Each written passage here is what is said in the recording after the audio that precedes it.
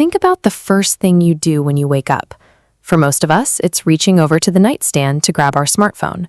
We rarely think about it, but that little rectangle of glass and metal is a physical manifestation of international cooperation. If you pull it apart, you see it relies on materials and mines from all over the planet. The design might come from California. The microchips might be made in Taiwan. The rare earth metals are mined in South America or Africa, and the final assembly happens in factories across Southeast Asia. This single device connects you to a massive, invisible global supply chain. But then you put the phone in your pocket and step outside. You walk down your street, surrounded by the people in your neighborhood.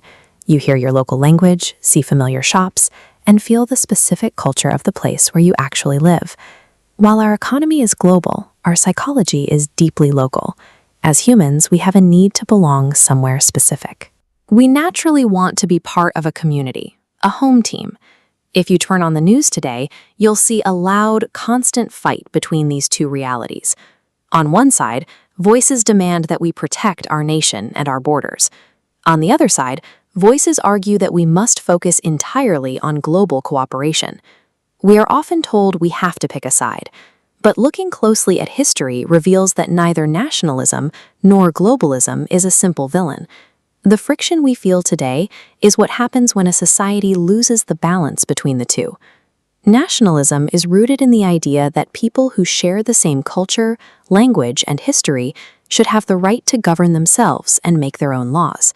For centuries, huge populations were simply subjects of distant kings and emperors. Nationalism helped break that pattern.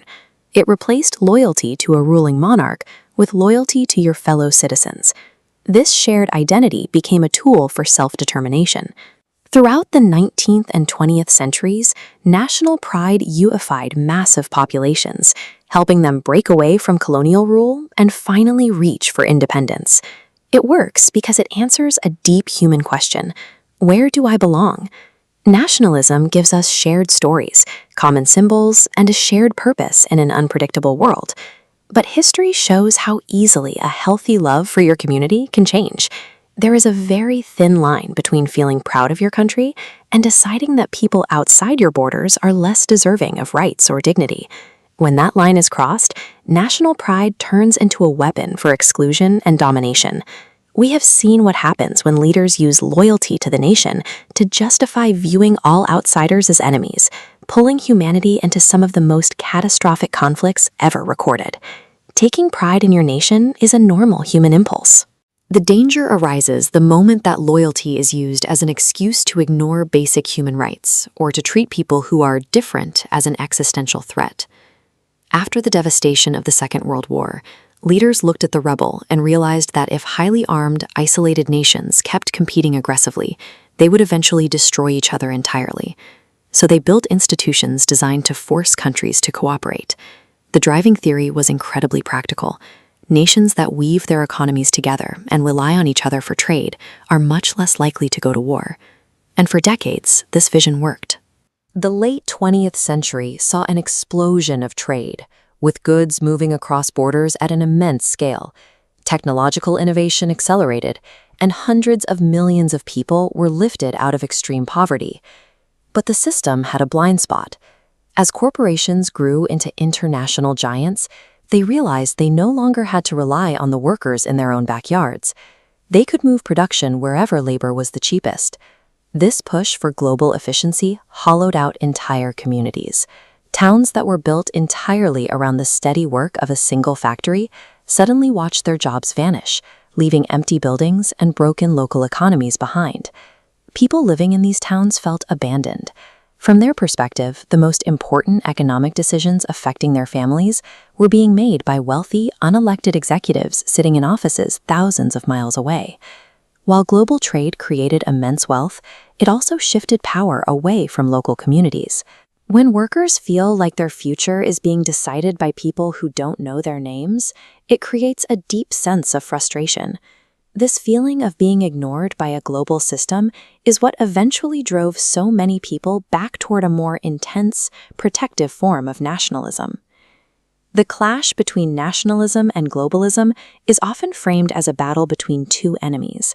But it's more accurate to see it as a tension between two essential human needs, the sense of belonging and the practical need for cooperation. The reality is that the most severe threats facing humanity right now simply do not care where we draw our lines on a map.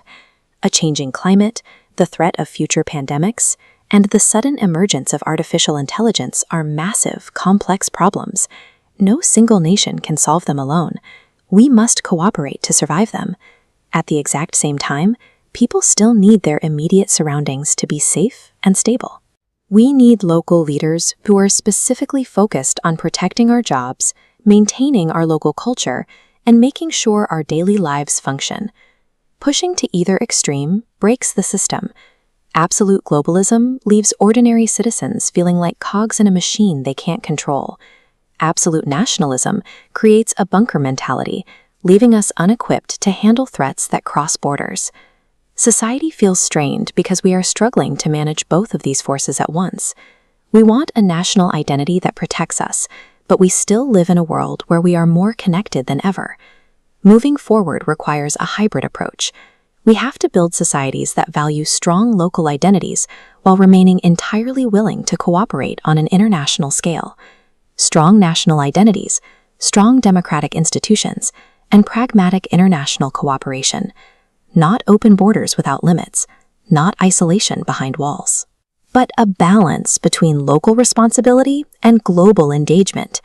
Caring about your hometown and participating in the wider world are not mutually exclusive. You don't have to abandon your community to be part of the global economy, and you don't have to fear the outside world to love your country. The true task for our generation is learning how to hold both realities at once. We must learn to preserve who we are locally without building walls, and embrace the globe without ever forgetting where we live.